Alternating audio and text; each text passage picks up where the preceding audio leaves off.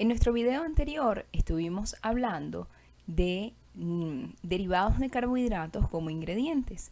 Hablamos de monosacáridos, de oligosacáridos, hablamos de derivados de carbohidratos como edulcorantes y nos dedicamos a hablar del almidón y de los diferentes tipos de almidones modificados. Ahora nos corresponde hablar de maltodextrinas, de las cuales conversamos cuando definimos al azúcar invertido. Las maltodextrinas se obtienen de hidrólisis del almidón y, como habíamos dicho anteriormente, las maltodextrinas tienen un equivalente de dextrosa superior a 20. En la medida en que el grado de polimerización disminuye, también aumenta su higroscopicidad, es decir, su capacidad de absorción de agua. También aumenta su solubilidad, su dulzor, su punto de congelación y su eficiencia de pardeamiento. Bueno, simplemente porque lo que estamos teniendo es mayor cantidad de dextrosa pura. Las maltodextrinas de baja dextrosa tienen capacidad de aumento de la viscosidad y tienen capacidad de inhibir la formación de cristales, como les hablaba, en los productos congelados, de cuya calidad está ampliamente determinada por el tamaño de cristal de hielo que se forma. Las maltodextrinas pueden ser agentes aglomerantes, pueden ser agentes aglutinantes, por ejemplo en el caso de análogos de carne, en el caso de las granolas. Pueden también ser agentes de volumen, como en los edulcorantes o en las mezclas de edulcorantes, cuyo poder edulcorante es muy superior al de la sacarosa, y muy pequeñas concentraciones del edulcorante genera dulzores similares al de 1 o 2 cucharadas de sacarosa. Y como esas cantidades no son manejables, lo que se hace es que se dispersan en maltodextrinas para así poder tenerlos en cantidades manejables. Si ustedes miran los ingredientes de marcas comerciales de edulcorantes como Splenda, se darán cuenta que el principal ingrediente, de hecho, el que aparece en primer lugar, son las maltodextrinas, porque es el más abundante. También como agentes de volumen se utilizan en sopas deshidratadas, en mezclas de especias, ¿sí? Se utilizan como recubrimientos para maní o para caramelos y con eso evitan la adhesión de las unidades de alimento, y también evitan la absorción de agua, y en el caso del maní ese retraso en la absorción de agua se traduce en un retraso de la oxidación de sus lípidos. Las maltodextrinas, como lo mencionamos anteriormente, también son inhibidores de cristalización, no solamente inhibidores de cristalización en el caso de los productos congelados, sino en el caso de los productos de confitería. En el caso de los productos de confitería es especialmente importante eso, porque existen productos en los que definitivamente cuando el consumidor prueba el producto, no quiere encontrar cristales, porque normalmente los cristales que se forman son cristales de sacarosa que pueden dar sensación de arenosidad. Las maltodextrinas también se utilizan como sustitutos de grasa, los veremos en breve cuando hablemos de sustitutos de lípidos. Se utilizan entonces para rellenos de pastelería, productos horneados sin grasa, aderezos de ensalada o yogures. Y además pueden ser unos mejoradores de proceso en la producción de mezclas en polvo o productos en polvo, como el queso en polvo o productos extruidos. Otro tipo de carbohidrato que va a tener mucha importancia cuando nosotros querramos formular y de los cuales necesitamos conocer su comportamiento son las fibras. Las fibras o la fibra está constituida por aquellas sustancias que no son digeribles por nuestras enzimas digestivas, y que de alguna manera esas fibras o esa fibra favorece alguna actividad en nuestro intestino. En el caso de la fibra insoluble está asociada a, perdón, en el caso de la fibra insoluble está asociada al favorecimiento del tránsito intestinal, porque esta fibra es capaz de incrementar el tamaño del bolo fecal. Por otra parte, la fibra soluble está asociada a la reducción de los niveles de colesterol, que son una preocupación a nivel mundial, cuando hablamos de los alimentos como promotores de la salud. Ingredientes que nos dan fibra, pues están los betaglucanos, la inulina, que cada vez la vemos más incluida como ingrediente, los salvados o fibras de diferentes cereales como avena, trigo o maíz, y el psyllium, que es una fibra que se utiliza no solamente como ingrediente de alimentos, sino que se utiliza como medicamento.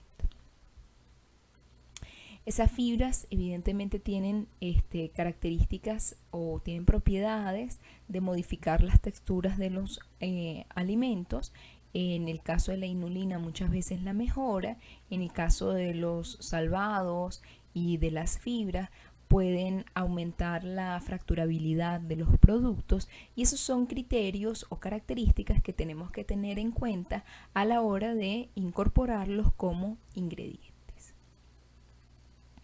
Un grupo de moléculas que va a tener muchísima importancia en términos de su uso para la formulación de productos son los hidrocoloides. Los hidrocoloides no son más que grandes moléculas que son solubles en agua y que son solubles o son dispersables en agua, que son capaces de modificar las propiedades de textura. Particularmente son capaces de afectar dramáticamente la viscosidad de los alimentos.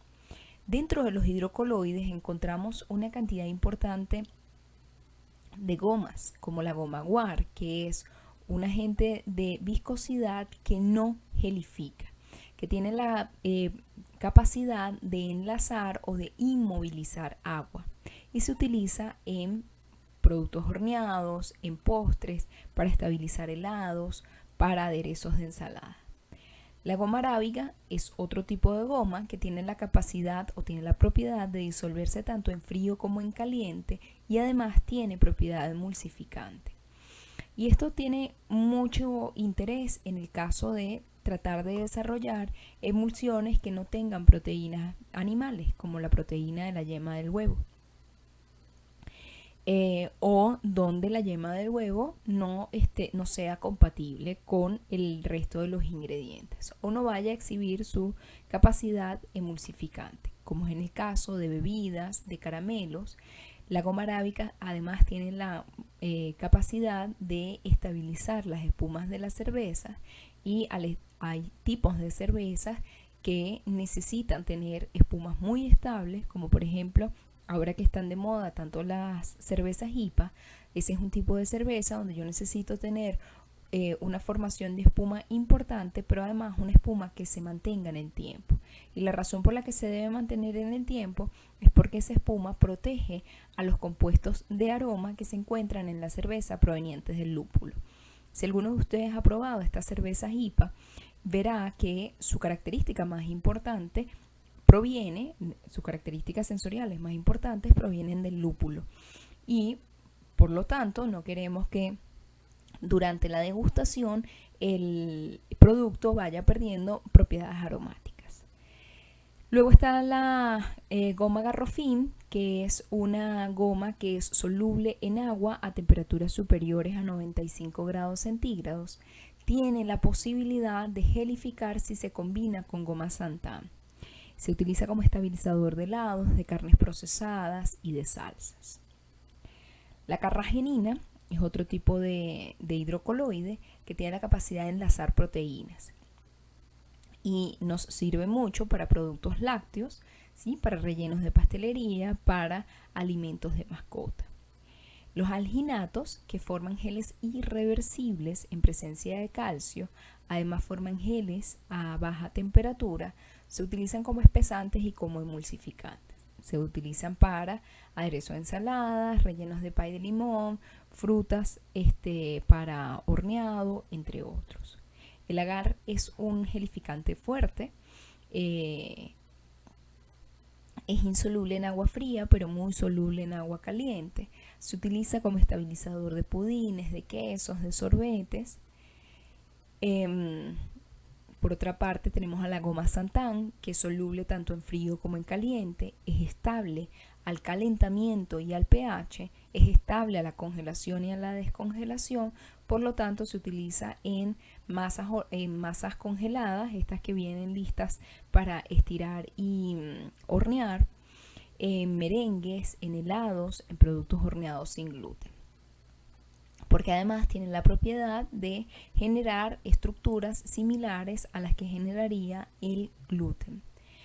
La goma gelam forma geles muy fuertes, es soluble en agua caliente y gelifica al enfriar y se utiliza para el glaseado de productos horneados, de estos de los que tienen algún topping o algún baño.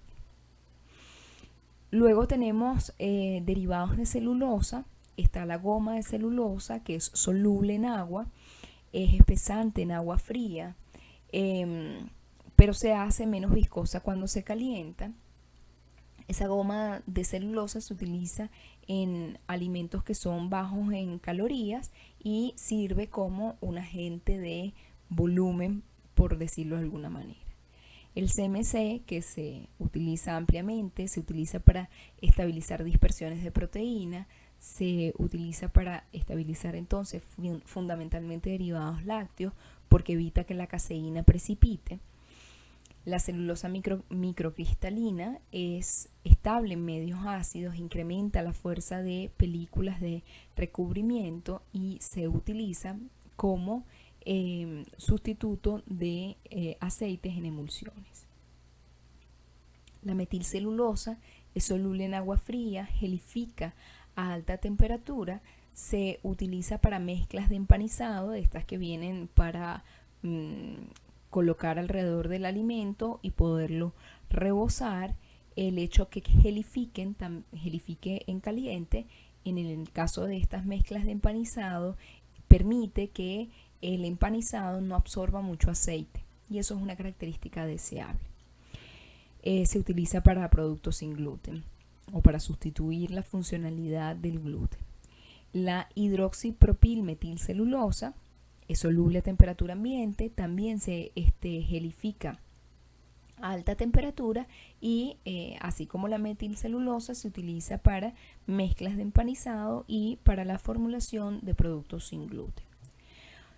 Finalmente, entre los hidrocoloides tenemos que mencionar a proteínas animales como la gelatina y los derivados de colágeno, que forman geles fuertes pero que son geles termorreversibles, es decir, además son geles que se forman en frío o al enfriar y cuando se calienta se pierden su poder de gelificación. Se utilizan para la formulación de postres y se utilizan en la formulación de malvaviscos, donde son combinados con algún otro agente gelificante, como es el caso de los almidones. Y allí sí, una vez que se combina la gelatina con el almidón, forman un gel que es irreversible.